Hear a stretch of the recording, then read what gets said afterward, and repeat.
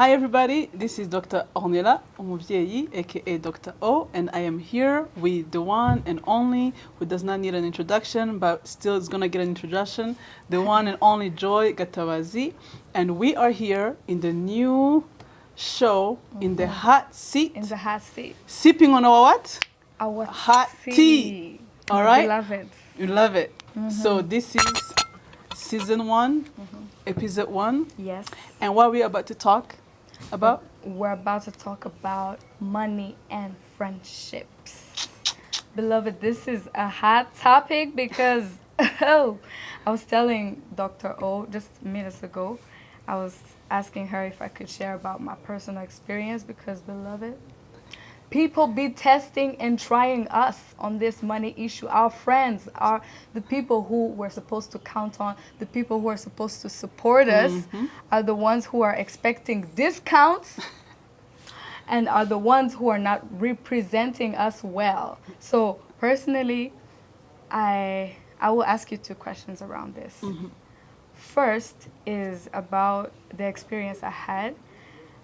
I have a friend and I'm trying to build a music career, right? And my friend pays me $10K for just doing background vocals. And he had a friend of his, and that friend of his wanted me to do the same thing for him. I expected him, my friend, to be like, okay, this is the best girl in town, right? Because that's exactly what he said. He was like, yo, if you're going to use someone to back you up, make sure you use Joy, call Joy, okay? I'm gonna hook you up, she's my close friend. But I expected him to be like, okay, but you're going to have to pay at least like $20, 20K, 20,000 francs, okay? He did not, he said 10K. I was like, so please now, are you my friend? Are you trying to, what is this? 10K is a ticket. I'm doing this because you're my friend. I'm your friend. I believe in you. I believe in your talent. So I won't charge you that much. But if it's gotta be for somebody else, I'm expecting you to. So my question is, how do we communicate our expectations to our friends? Because I feel like it was my fault also because I did not communicate my standards and my expectation. Wow. So here is the thing. Yeah. That question is heavy. That question is heavy. So this is what I'm going to say. I'm going to say that there are friends who like you, and then there are friends who value you. Okay. Those are 2 different things. Yeah. You can like someone and not value them. And if you don't believe me, let's go on all these streets. There's a lot of people who are very gifted. Their friends don't value their gifts. There are people who have amazing projects, amazing businesses. Yeah. Their friends like them, but they don't value their business. So they go somewhere else. They don't go to them. So you have to know that being liked and being valued are 2 different things. You see, so let's say the guy who's on the camera, he has a classmate. He has loved about cameras since day one. His classmate is about to be married. He looks at him in the phone number, nah, let me pay someone else. So he doesn't value him because when someone values you, he values what you bring on the table. Okay, but do you get to teach them how to value you, or you just let it go, or you just compromise? What do you do when someone just likes you? Because I feel like that's how they don't know how to do better. Some know, some feel like they can support you, but they don't know how to because they've never received that kind of support either. And there is also something that has to do with culture. Yes, and religion. exactly. Religion and culture plays a big role in this. Yes. So the church teaches people, come on, we're going deep. Better go deeper now. So the church teaches people to be nice. But the church does not teach people to have boundaries. Yes. So someone comes and say, want nisha mafranga. Yeah. but they have no intention of paying you back. Yeah. They just want you to leave them the money, Yeah. because Right. our culture, our families don't teach us accountability. And what I like to say, if you want to know your friend, I'm going to look at the camera. If you want to know your friend, there are two things. Give them your time, give them your money. How they manage your time and how they manage your money, it will tell you everything you need to know if they are long-term friends or short-term friends. But you also have to understand, there are people who have never been taught how to manage finances. There are people who have never been taught that if you owe someone money, you need to keep communicating with them. You need to tell them, hey, Umva, I haven't been able to afford this in this season, so I'm going to pay you 10K. But next time, I'm going to give you 20K, right? Yeah. So they grow up in families where they're passive aggressive. They grow up in families, is like, if you owe someone money, hide from them. So they are friends who grow up around toxic communication. Yes. But because you are not like that, you get frustrated. So instead of telling them your frustration, you go tell your other friend. Yes. So I think that's what happens in friendships, is that sometimes there are friends that are good for you, but they're not good friends for business. Yes. There are friends that are good for you. There are some friends who are not good for money. Yeah. So I have learned that there are friends I want to keep for a long time, but I will never give them my money. How?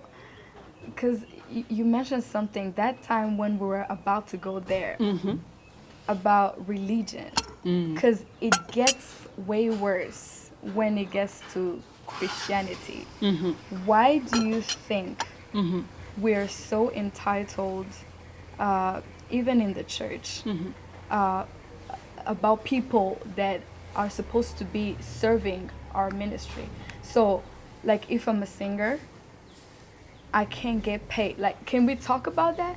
Because I feel like it's very sensitive, because we're gonna need a whole other part. We're gonna need a whole other part. We're being maybe I feel like our viewers, some of you are pastors, some of you, you know, this is a very sensitive topic. The question I'm about to ask is very sensitive, because in the church, being in the church for a long time, both of us have. I'm a pastor's kid, and there was no such thing as paying the people who are gonna play the instruments, the person who's gonna do the sound, the singers or the worship leader. Now it has, I feel like we've adopted that from the Western culture, that we have to do it. Some of these people go home with nothing, and they don't have any other jobs. They just do music. And music in the gospel industry is another problem, because it's not yet where it should be, especially in Rwanda or in the East African community.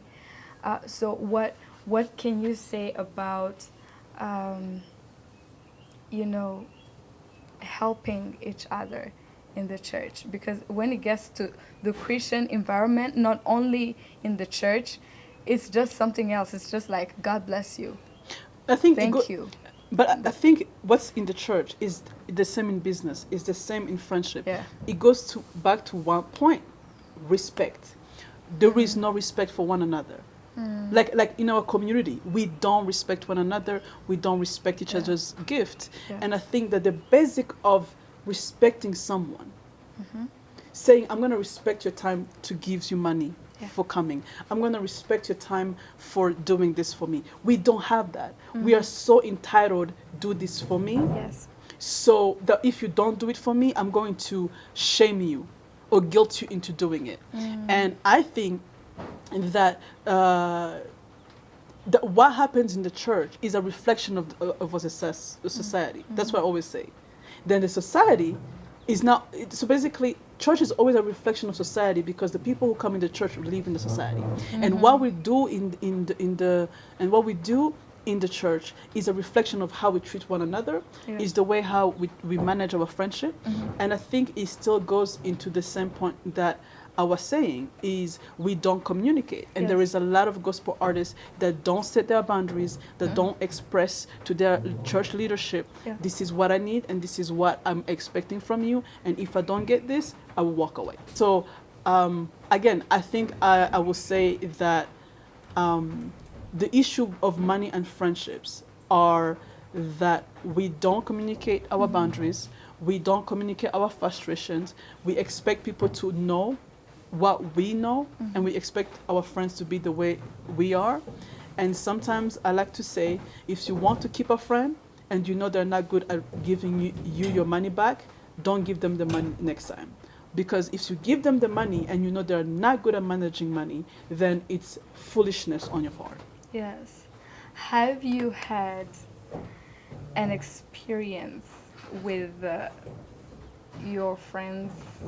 Can you share with us an experience where you had an issue with this, the money and friendship? Yes, I had friends tell me, Umva, I will pay you back tomorrow. Umva, like first thing tomorrow, I will pay you back.